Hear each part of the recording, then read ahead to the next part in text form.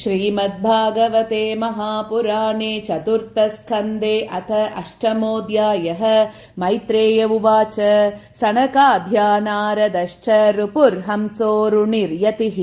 नैते गृहान् ब्रह्मसुता ह्यावसन् ऊर्ध्वरेतसः मृषा धर्मस्य भार्यासीत् दम्भं मायां च शत्रुहन् असूतमिथुनं तत्तु निर्वृतिर्जगृहे व्रजः तयोः समभवल्लोभः निकृतिश्च महामते ताभ्यां क्रोधश्च हिंसा च यद्दुरुक्तिस्वसा कलिः दुरुक्तौ कलिराधत्त भयं मृत्युं च सत्तम तयोश्चमिथुनं जज्ञे यातना निरयस्तता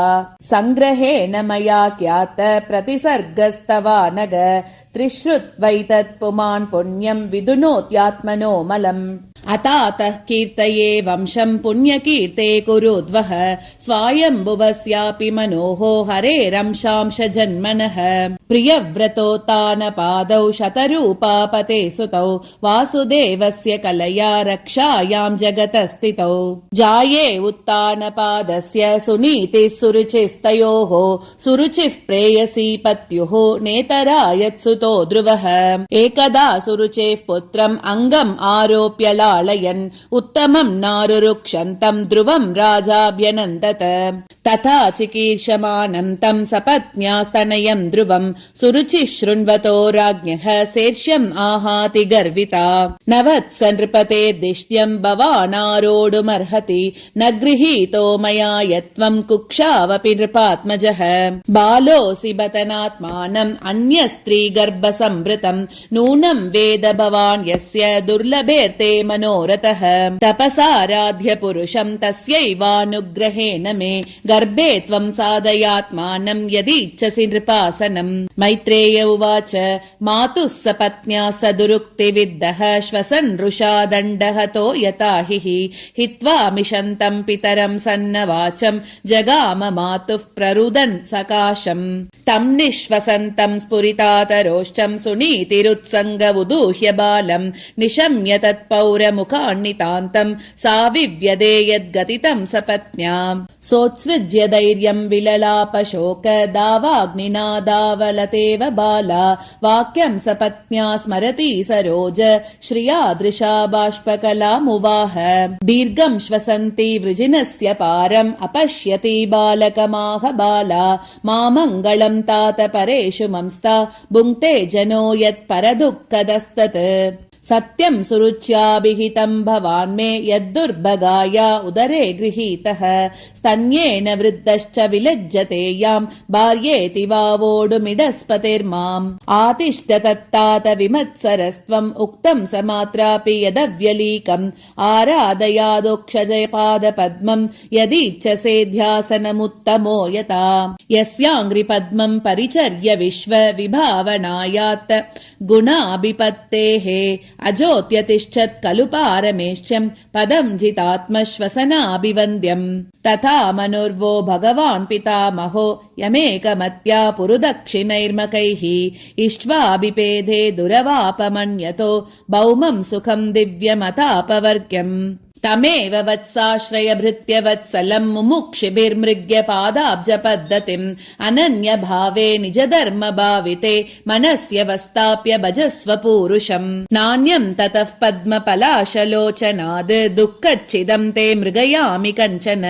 यो मृग्यते हस्तगृहीत पद्मया श्रियेतरैरङ्गविमृग्यमानया मैत्रेय उवाच एवं सञ्जल्पितं मातुः आकर्ण्यातागमम् वचः सन्नियम्यात्मनात्मानं निश्चक्राम पितुः पुरात् नारदस्तत् उपाकर्ण्य ज्ञात्वा तस्य चिकीर्षितं स्पृष्ट्वा मूर्धन्यगग्नेन पाणिना प्राह विस्मितः अहो तेजक्षत्रियाणां मानभङ्गम् अमृष्यताम् बालोऽभ्ययं हृदा दत्ते यत्समातुरसद्वचः नारद उवाच नादुनाप्यवमानं ते सम्मानं वापि पुत्रक लक्षयामः कुमारस्य सक्तस्य क्रीडनादिषु विकल्पे विद्यमानेऽपि न ह्यसन्तोषहेतवः पुंसो मोहमृते भिन्ना यल्लोके निजकर्मभिः परितुष्ट हृष्येत्ततस्तात तावन्मात्रेण पूरुषः दैवोपसादितं यावत् वीक्ष्य ईश्वरगतिं बुधः अतमाद्रोपदिष्टेन योगेनावरुरुत्ससि यत्प्रसादं स वै पुंसां दुराराध्यो मतो मम मुनयः पदवीं यस्य निस्सङ्गेनोरुजन्मभिः न विदुर्मृगयन्तोऽपि तीव्रयोगसमाधिनाम् अतो निवर्ततामेष निर्बन्धस्तव निष्फलः यतिष्यति भवान् काले श्रेयसां समुपस्थिते यस्य यद्दैव विहितं स तेन सुखदुःखयोः आत्मानं तोषयन् देहि तमसः पारं रुच्छति गुणादिकान्मुदं लिप्सेत् अनुक्रोशं गुणादमात्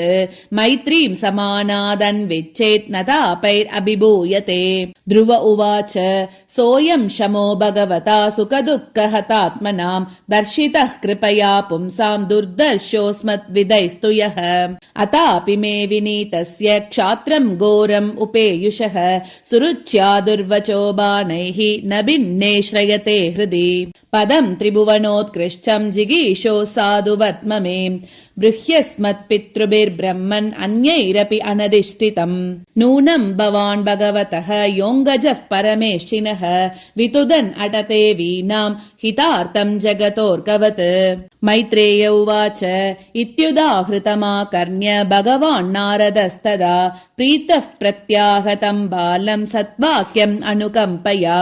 नारद उवाच जनन्याभिहितः पन्ताः स वै निःश्रेयसस्य ते भगवान् वासुदेवस्तं भजतत् प्रवनात्मना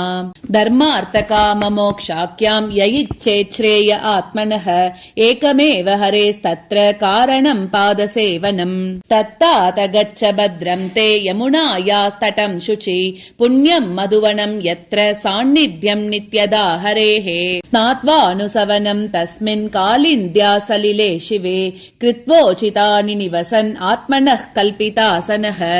प्राणायामेन त्रिवृता प्राणेन्द्रियमनोमलं शनैर्व्युदस्याभिध्यायेत् मनसा गुरुणा गुरुम् प्रसादाभिमुखं शश्वत प्रसन्नवदने क्षणं सुनासं सुभ्रुवं चारु कपोलं सुरसुन्दरं तरुणं रमणीयाङ्गम् अरुणोष्ठेक्षणादरं प्रणताश्रयणं नृम्णं शरण्यं करुणार्णवं श्रीवत्साङ्गं घनश्यामं पुरुषं वनमालिनं शङ्खचक्रगदा पद्मैः अभिव्यक्त चतुर्भुजम् किरीटिनं कुण्डलिनं केयूरवलयान्वितं कौस्तुभाभरणग्रीवं पीतकौशेयवाससं काञ्चीकलापपर्यस्तं लसत्काञ्चननूपुरं दर्शनीयतमं शान्तं मनोनयनवर्धनम् पद्भ्यां नखमणिश्रेण्या विलसद्भ्यां समर्चतां हृत्पद्मकर्णिकादिष्ण्यम् आकर्म्यात्मन्यवस्थितं संयमानम् अभिध्यायेत् सानुरागावलोकनं नियतेनैकभूतेन मनसा वरदर्शभम् एवं भगवतो रूपं सुभद्रं ध्यायतो मनः निर्वृत्या परयातोर्णं सम्पन्नं न निवर्तते जपश्च परमो गुह्यः श्रूयतां ते नृपात्मज यं सप्तरात्रं प्रपठन् पुमान् पश्यति केचरान् ॐ नमो भगवते वासुदेवाय ॐ नमो भगवते वासुदेवाय ॐ नमो भगवते वासुदेवाय मन्त्रेणानेन देवस्य कुर्याद्द्रव्यमयीं बुधः सपर्यां विविधैर्द्रव्यैः देशकालविभागवित् सलिलैः शुचिभिर्माल्यैः वन्यैर्मूलफलादिभिः शस्ताङ्कुरां शुकैश्चार्चेत् तुलस्या प्रियया प्रभुम् लब्ध्वा द्रव्यमयीमर्चां क्षित्यं वादिषु वार्चयेत् आवृतात्मा मुनिः शान्तः यतवाङ्मितवन्यबुक् स्वेच्छावतारचरितैः अचिन्त्य निजमायया करिष्यत्युत्तमश्लोकः तद्ध्यायेत् हृदयङ्गमम् परिचर्या भगवतः यावत्यः पूर्वसेविताः तामन्त्रहृदयेनैव प्रयुज्ञान् मन्त्रमूर्तये एवं कायेन मनसा वचसा च मनोगतम् परिचर्यमानो भगवान् भक्तिमत् मत्परिचर्यया पुंसाममायिनां सम्यक् भजतां भाववर्धनः श्रेयो दिशत्यभिमतं यद्धर्मादिषु देहिनां विरक्तश्चेन्द्रियरतौ भक्तियोगेन भूयसा तं निरन्तरभावेन भजेताद्दा विमुक्तये इत्युक्तस्तं परिक्रम्य प्रणम्य च नृपार्भकः ययौ मधुवनं पुण्यं हरेश्चरणचर्चितं तपोवनं गते तस्मिन् प्रविष्टोऽन्तः पुरं मुनिः अर्हितार्हनको राज्ञा सुखासीन उवाच तम् नारद उवाच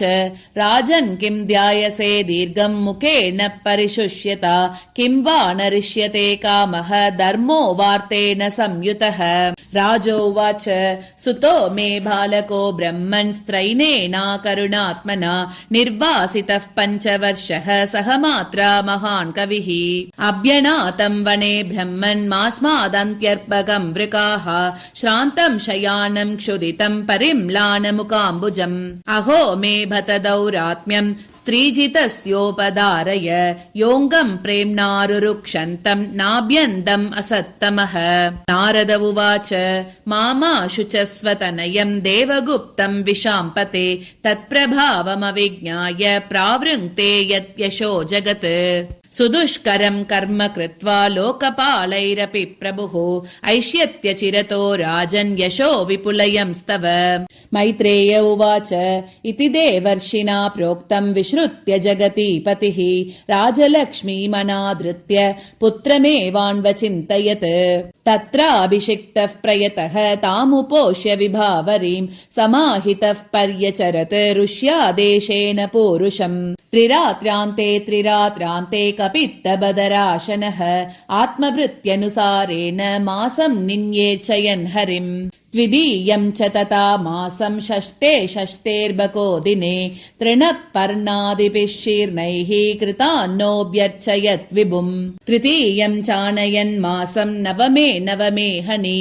अभक्ष उत्तमश्लोकम् उपादावत् समाधिना चतुर्थमपि वै मासं द्वादशे हनि वायुभक्षो जितश्वासः ध्यायन् देवम् अधारयत् पञ्चमे मास्यनुप्राप्ते जितश्वासो नृपात्मजः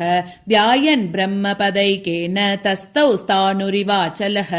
सर्वतो मन आकृष्य हृदि भूतेन्द्रियाशयम् ध्यायन् भगवतो रूपम् नाद्राक्षीत् किञ्चनापरम् आधारम् महदादीनां प्रधानपुरुषेश्वरम् ब्रह्मधारयमानस्य त्रयो लोकाश्च कम्पिरे यदैकपादेन स पार्थिवार्भकः तस्थौ तदङ्गुश्च निपीडिता मही न नाम तत्रार्धमिपेन्द्रदिष्टिता तरीव सव्येतरतः पदे पदे तस्मिन्नभिध्यायति विश्वमात्मनो द्वारम् निरुत्यासु मनन्यया धिया लोकानिरुच्छ्वास निपीडिता भृशम् स लोकपाला शरणं ययुर्हरिम् देवावूचुः नैवं विधामो भगवन् प्राणरोधम् चराचरस्याखिल सत्त्वधाम्नः विदेहि तन्नो वृजिनात् विमोक्षम् प्राप्ता वयं त्वां शरणं शरण्यम् श्रीभगवानुवाच मा भैश्च बालं तपसो दुरत्ययात् निवर्तयिष्ये प्रतियातस्वधाम यतो हि वः प्राणनिरोध आसीत् औत्तानपादैर्मयि सङ्गतात्मा इति श्रीमद्भागवते महापुराणे पारमहंस्यां संहितायां 4th स्कन्धे ध्रुवचरिते 8मोऽध्यायः।